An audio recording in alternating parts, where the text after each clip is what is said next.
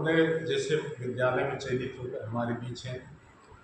तो जो भी पेरेंट हैं, यदि उनके बच्चा नवोदय के लिए यदि एग्ज़ाम के लिए फॉर्म भरा है, यदि उनको समझ में नहीं आ रहा हो कि कहाँ से तैयारी करना है, तो मैं सर का नंबर जो है डिस्क्रिप्शन में दे दूँगा।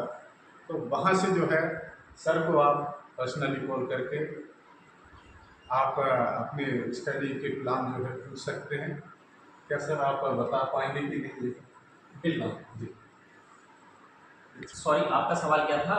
मेरा नवोदय विद्यालय के चयन के लिए। हाँ, चयन के लिए जी जी जी स्टडी जो तैयारी करना है उसके जी। बारे में आपको प्लान कि कैसे सबसे कैसे पहले बनाना है। सबसे पहले मैं आपको बता दूं कि बच्चे को पढ़ते आना चाहिए। यस। बच्चे को पढ़ते अगर आ रहा है तो मुझे नहीं लगता कि उसे कोई समस्या होगी। हिंदी अच्छे से पढ़ते आना चाहिए जी।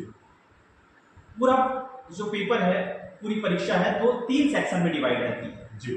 3 सेक्शन में विभाजित होती है। पहला सेक्शन रहता है मानसिक योग्यता का, दूसरा सेक्शन आ जाएगा आपका गणित का, और तीसरा सेक्शन हो जाएगा आपका भाषा का।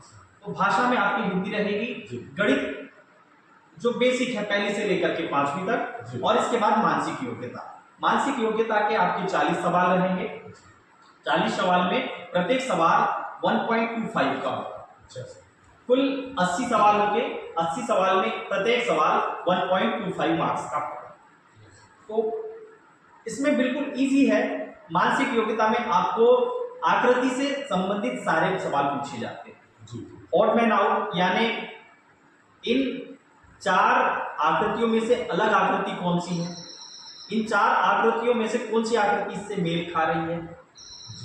अब इन 4 आकृतियों में से कौन सी आकृति खोज निकाले कि ये जो पूरी आकृति पूर्ण हो जाए। हाँ। तो ये सारे सवाल आते हैं, जो ये मेंटल एक्सरसाइज अच्छी होती है। तो ये बिल्कुल इजी रहता है। अगर बच्चा आकृति से संबंधित जानकारी लिया है, जुटाया है, मेहनत किया है, बिल्कुल सिलेक्ट हो जाता है। और रही बात सर भाषा में आपको पैराग्राफ दे दिए जाएंगे, गद्यांश दिए जाएंगे जो अपठित होंगे, उन्हीं से सवाल पूछे जाएंगे और वहीं पे आपको उत्तर टिक लगाना। सबसे अच्छी बात यह है कि इसमें किसी भी प्रकार की माइनस मार्किंग नहीं होती है और आपको सिर्फ गोला लगाना होता है। एक चीज आपको जानकर बड़ी ताज्जुब होगी, ताज्जुब की बात है, अपने पूरे भारतवर्ष में ऑल इंडिया लेवल पर कितने एग्जाम कंडक्ट होते हैं सर? ऑल इंडिया लेवल पे इसमें आप जानेंगे कि बच्चा मात्र 10 साल की उम्र में एक ऑल इंडिया लेवल का एग्जाम देता है। एक आपने यूपीएससी का नाम सुना होगा। हाँ, यूपीएससी। हाँ। बच्चा 5वीं क्लास में ही उस लेवल का एग्जाम देता है, ऑल इंडिया लेवल। तो ये सबसे बड़ी बात होती है। और मैं मानता हूँ बहुत ही भाग्यशाली बच्चे होते हैं जिनका वहाँ चयन होता है। मेहनत तो ठीक है, मेहनत के साथ साथ बच्चे का भाग्य भी होना चाहिए। बहुत। तो सर मैं एक और बात जानना चाहूँगा कि ऐसा कोई बुक आप रिकमेंड करें कि बच्चे उससे पूरा उसको प्रैक्टिस सेट मिल जाए और सारी चीज़ें मिल जाए। जी। तो ऐसा कुछ बुक जो है आप बता दीजिए। मैं अच्छा किताब, बहुत बहुत धन्यवाद आपका किताब का, मैं उस किताब का शुक्रगुजार हूँ। जी। मैंने भी सन 2004 में उपकार की किताब से पढ़ा था। जी। उपकार। और वर्तमान में मेरा एक और भतीजा है जो 7th क्लास में नवोदय विद्यालय कानीवाड़ा में ही है, पढ़ाई कर रहा है। जी। उसके लिए भी पहली किताब थी उपकार।